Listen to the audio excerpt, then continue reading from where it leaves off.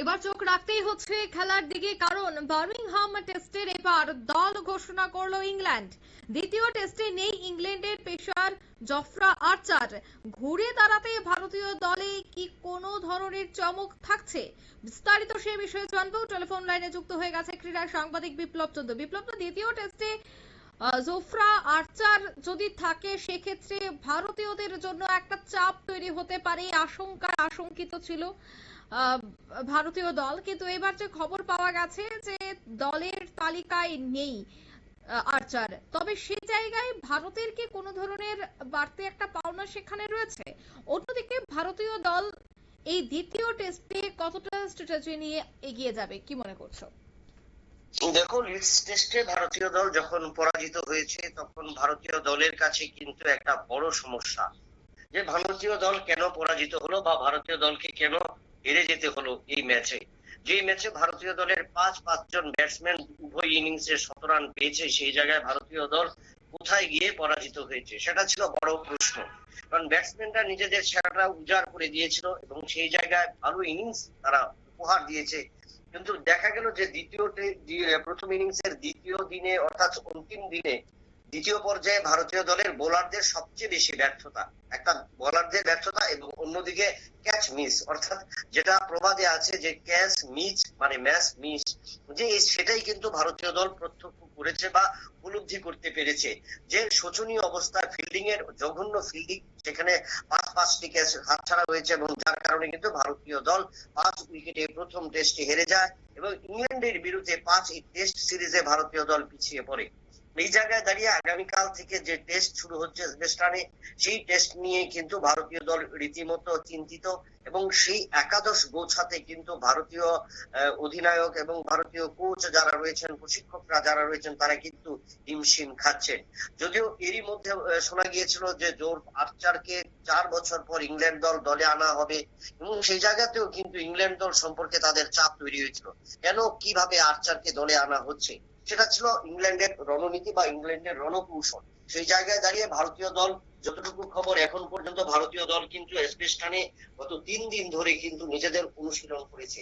তার পাশাপাশি অঙ্কিতা, তোমাকে জানিয়ে রাখি যে আর্চারের এই খবর যখন ভারতীয় দলে পৌঁছেছিল বা সংবাদ মাধ্যম প্রচার করেছিল, প্রচার মাধ্যমে সেটা ফলাও করে প্রচারিত হয়েছে, তখন কিন্তু ভারতীয় শিবিরে থরহরিকম্প একটা পরিলক্ষিত হয়েছে। কারণ জসপ্রীত বুমরা দলে থাকবে না থাকবে না, তার পাশাপাশি স্পিন বোলারদের নিয়ে কিভাবে ভারতীয় দল রণনীতি তৈরি করবে। কারণ যেখানে সবচেয়ে বেশি ফ্যাক্টর হলো সেখানে উইকেট।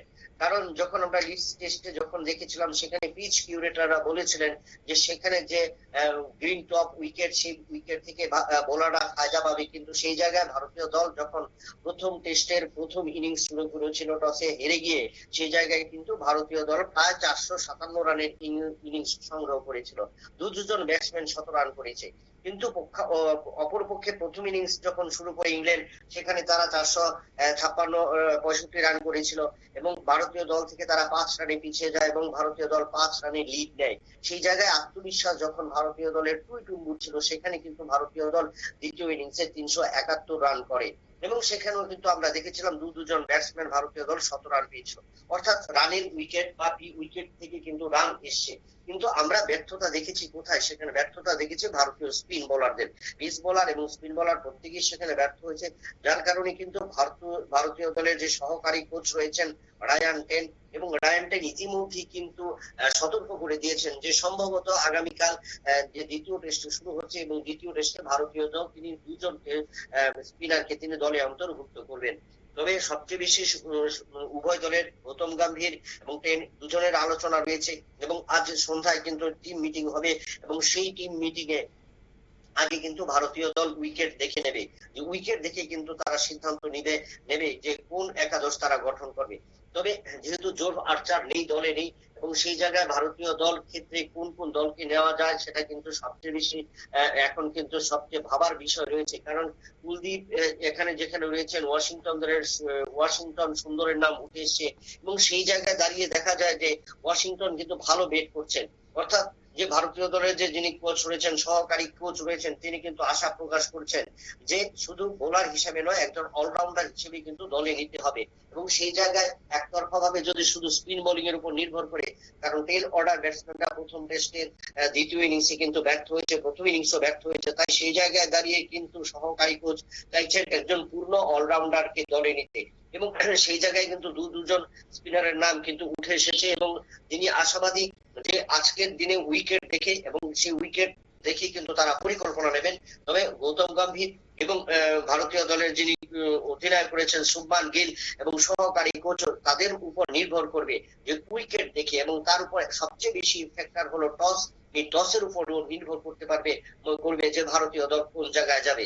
তবে ভারতীয় দলের কাছে যেমন একটা বড় চ্যালেঞ্জ হবে এই দ্বিতীয় টেস্ট, কারণ প্রথম টেস্টে ভারতীয় দল পরাজিত হয়েছে এবং সেই জায়গায় দ্বিতীয় টেস্টে যদি ম্যাচের সমতা সিরিজের সমতা আনতে হয়, তাহলে কিন্তু ভারতের দলকে আত্মবিশ্বাস নিতে হবে। এবং সেই জায়গায় শার্দুল ঠাকুরের নাম উঠে এসছে, নীতিশ রেড্ডির নাম উঠে এসছে, এবং তাদের মধ্যে থেকে শেষ পর্যন্ত কাদের নিয়ে দল গঠন করা হয় তা কিন্তু একটা ভাববার বিষয়। তবে পুরোপুরি যেটা নির্ভর করবে সবচেয়ে বেশি আত্মবিশ্বাস, অর্থাৎ টেল অর্ডার ব্যাটসম্যানদের উপর যে চাপ তৈরি করেছিল ভারতীয় কোচ বা ভারতীয় অধিনায়করা, যে গত 2-3 দিন কিন্তু সবচেয়ে বেশি টেল অর্ডার ব্যাটসম্যানদের কিন্তু উইকেটে রেখেছে, এবং সেই উইকেটে রেখে যেমন স্পিন বোলিং এর উপর তাদের আওতায় আনার চেষ্টা করেছে, ঠিক তেমনি পেস বোলিং এর উপরও আওতায় আনার চেষ্টা করেছে। কারণ দুটো উইকেটের চরিত্র এক ভিন্ন। লিডসের যে উইকেট ছিল সেই 22 গজ থেকে কিন্তু এজবেস্টনের উইকেট বা এজবেস্টনের 22 গজ কিন্তু অনেকটাই পৃথক। তাই সেই ক্ষেত্রে কিন্তু ভারতীয় দল উইকেট দেখে, আমি বারবার বলছি এই কথাটা, কারণ ভারতীয় দল যে দুই কোচ, সহকারী কোচ এবং অধিনায়ক সহ টিম মিটিং এর পরে দেখা যাবে। এবং সেই ক্ষেত্রে আত্মবিশ্বাসী যে গৌতম গম্ভীর দ্বিতীয় টেস্টে যদি ঘুরে দাঁড়াতে হয়, অর্থাৎ ম্যাচে সমতা ফিরিয়ে আনতে হয়, টেস্টে সমতা ফিরিয়ে আনতে হয়, তাহলে কিন্তু কালকে স্পিন উইকেটের উপর বা স্পিন বোলারদের উপর সবচেয়ে বেশি নির্ভর করবে। যদিও ক্রিকেট অনিশ্চয়তার গেমস এবং অনিশ্চয়তার মধ্যেই থাকে, এবং সেই জায়গায় কতটুকু ভারতীয় ব্যাটসম্যান, ভারতীয় বোলার এবং ভারতীয় অলরাউন্ডাররা কতটা পারফরমেন্স করতে পারে তার উপরে নির্ভর করবে এই টেস্টের ফলাফল। অঙ্কিতা, একদমই ধন্যবাদ। অর্থাৎ দ্বিতীয় টেস্টে নেই ইংল্যান্ডের পেসার, আর তাতেই ভারতীয় দল কিন্তু তাদের মতো করে দল গঠন বা তাদের দল কিভাবে আগামীতে খেলবে এবং জয় হাসিল করে নিয়ে আসবে সে বিষয়টার উপর কিন্তু ভিত্তি করে তারা প্র্যাকটিস শুরু করে দিয়েছে। আর মাত্র কয়েক ঘন্টার অপেক্ষা, তবে এবার দ্বিতীয় টেস্টের দিকেও কিন্তু নজর থাকছে ক্রিকেট প্রেমীদের। নিয়ে নিচ্ছে ছোট একটি বিজ্ঞাপন বিরতি, সঙ্গে থাকুন।